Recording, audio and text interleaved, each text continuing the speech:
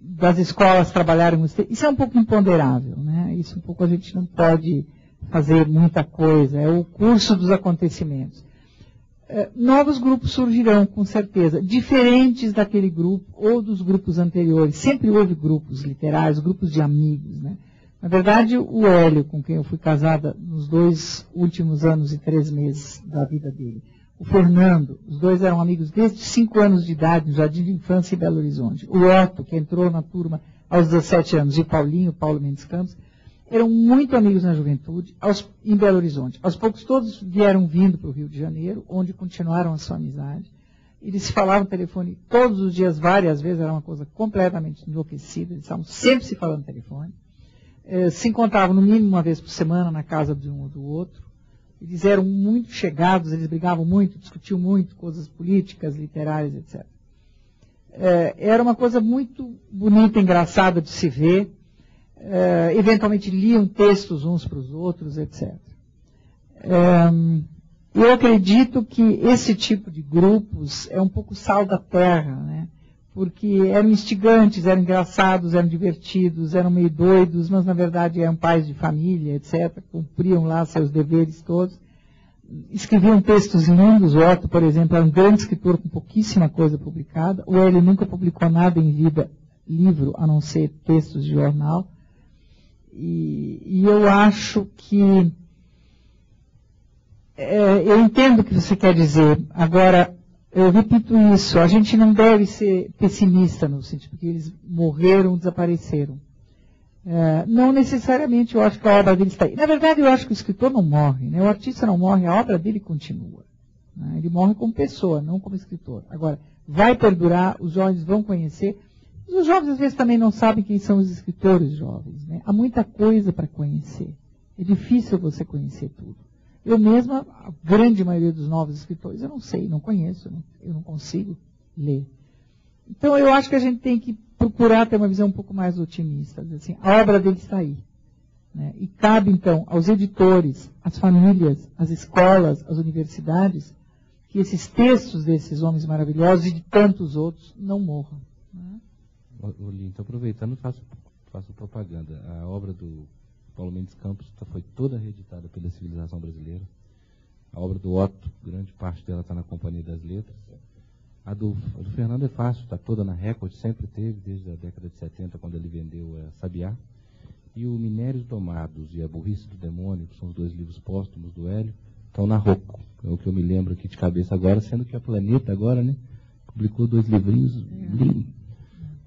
lindos e póstumos do Hélio, né? Como chama aquele do Natal? Um é de Poemas de Natal e o outro parece que é Arquivinho. Também da História do Planeta. Isso. Muito obrigado. Vamos aqui à próxima pergunta. Boa noite, é um prazer, né, poder participar aqui desse momento. Como é que você chama? Lucimar. Eu, na verdade, tenho 2 perguntas, se houver tempo, né? A explanação da senhora com relação à pergunta do biólogo aqui, de uma certa forma, já atende ao que eu gostaria de perguntar. É o seguinte, eu também escrevo, né? Gosto de escrever, e geralmente as ideias, a vida da gente fornece material farto para o que a gente quer escrever. Então, de repente, eu estou fazendo uma caminhada no parque da cidade e me vem, assim, ideias mil. Então, eu chego, vou para o computador, pego meu papel e lápis e escrevo aquilo. Quando eu termino, que leio, não era nada daquilo que eu queria falar.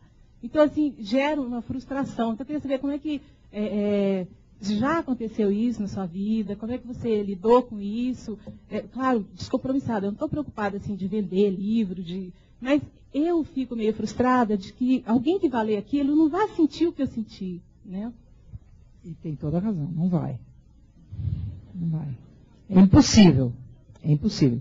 E essa é uma das coisas interessantes. Você vê que eu sou uma pessoa que meu grande inimigo seria o tédio. Eu sempre preciso uma coisa que seja meio interessante, né?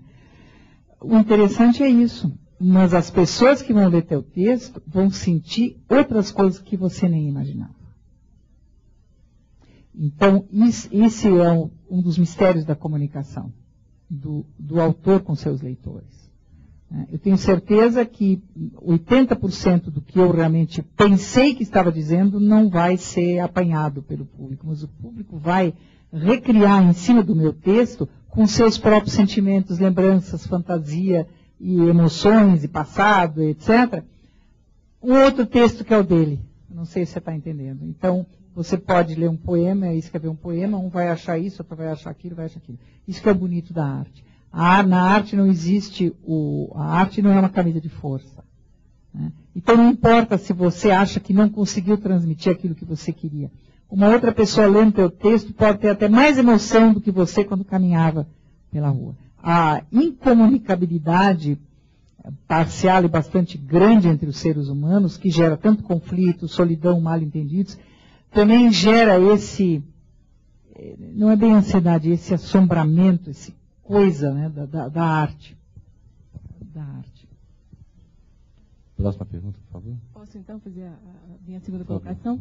É o seguinte, eu não li ainda o Pensar e Transgredir todo, e eu queria só perguntar o seguinte, o Pensar e Transgredir, a partir do Albert Camus, que diz que viver é transgredir, tem alguma relação? Não, eu sinceramente confesso minha ignorância, eu li bastante coisa de Camus quando eu era jovem, mas não me lembrava dessa frase de Camus. Talvez até esteja no meu inconsciente, mas não foi.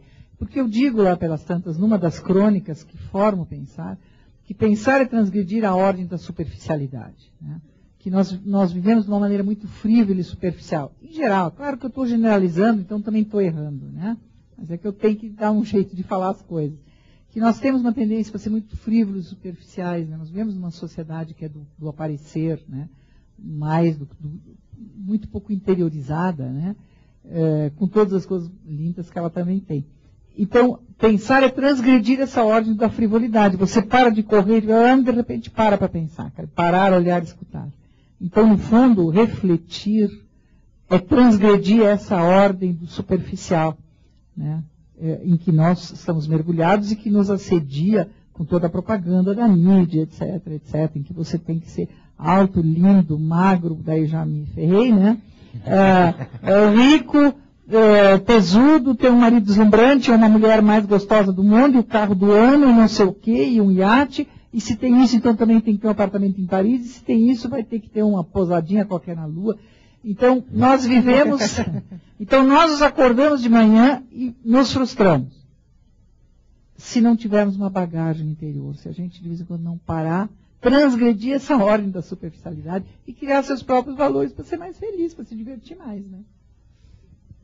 Vamos caminhando para o final do evento. Vamos fazer a última pergunta antes dos autógrafos. Boa noite, meu nome é Ronaldo.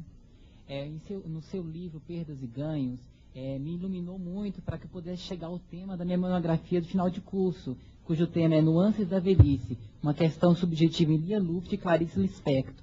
Então, foi através desse livro que me veio a ideia de fazer uma literatura comparada de Lia Luft e Clarice Lispector sobre aquele capítulo de Perdas e Ganhos, Velhice e Por que Não? Então, gostaria de fazer uma pergunta. Gostaria de saber se você traz em seus romances algum traço de Clarice Lispector. Obrigado.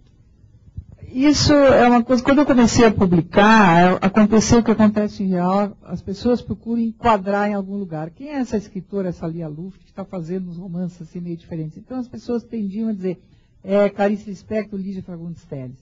A Lígia é uma grande amiga, eu acho que nós duas somos da mesma, ela diz que somos da mesma família de escritores. Nós temos uns temas comuns, mas escrevemos de forma completamente diferente.